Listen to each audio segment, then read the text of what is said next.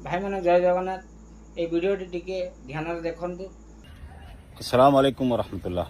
मेरे अजीजों, आपकी नज़रों के सामने दिखने वाला ये पत्ता पपीता का है और इस पपीता की जितनी बीमारियों में तारीफ की जाए उतना कम है, क्योंकि ये इतनी बड़ी बड़ी बीमारियों में बहुत ज़्यादा असरदायक है कि आप और हम सोच भी नहीं सकते।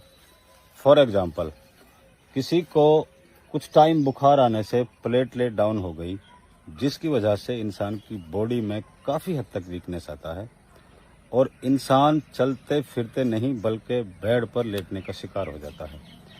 तो ये पपीता का पत्ता बहुत ही ज़्यादा कारगर साबित होता है। दूसरा, अगर किसी को हद से ज़्यादा वेट बढ़ने लगा है, पेट हद से ज़्यादा फूला हुआ है, तो ये पपीता का पत्ता इतना कारगर साबित होता है कि आप सोच भी नहीं सकते। और सिंपली इसका लेने का तरीका भी बहुत आसान है। इसका एक पत्ता ले लें, एक गिलास पानी डालकर आप इसे मिक्सी में डालें, इसका जूस बना लें।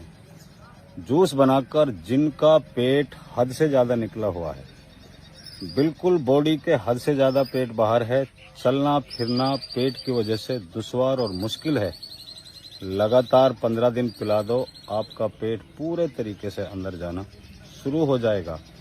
कितना बड़ा फ़ायदा है कि जिनका पेट निकला हुआ है उनसे पूछो ज़्यादा पेट का निकलना कितनी बड़ी बीमारी है।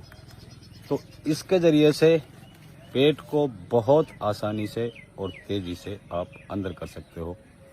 प्लेटलेट में इसका जूस बनाएं, जूस बनाकर निकालें, बकरी या गाय के दूध में मिलाकर पिला दें।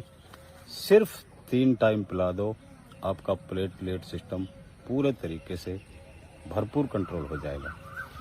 तो ये एक ऐसा झाड़ है, हर जगह मिल जाता है, हर शख्स इसको जानता भी है, क्योंकि ये ऐसा पौधा नहीं है जिसको कोई पहचान नहीं सकता, बल्कि बच्चे भी जानते हैं कि ये पपीता का पौधा है।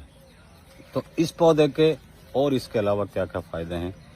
जिन लोगों को लंबे टाइम से बुखार होता है, टाइफाइड बन जाता है, हजारों रुपए खर्च कर चुके होते हैं और उनका टाइफाइड और बुखार नहीं जाता, सिर्फ एक पत्ता ले लें, एक गिलास पानी डालें, मिक्सी में डालकर जूस बनाएं और बार बार बुखार आने वाले को या टाइफाइड वाले इंसान को सिर्फ 3 टाइम पिला दें। इंशाल्लाह कितना पुराना टाइफाइड है, कितना भी पुराना बुखार है, 3 टाइम पिलाने से मुकम्मल तरीके से इंशाल्लाह ठीक हो जाएगा। तो ऐसी नेचुरली कुदरती चीज़ों को आप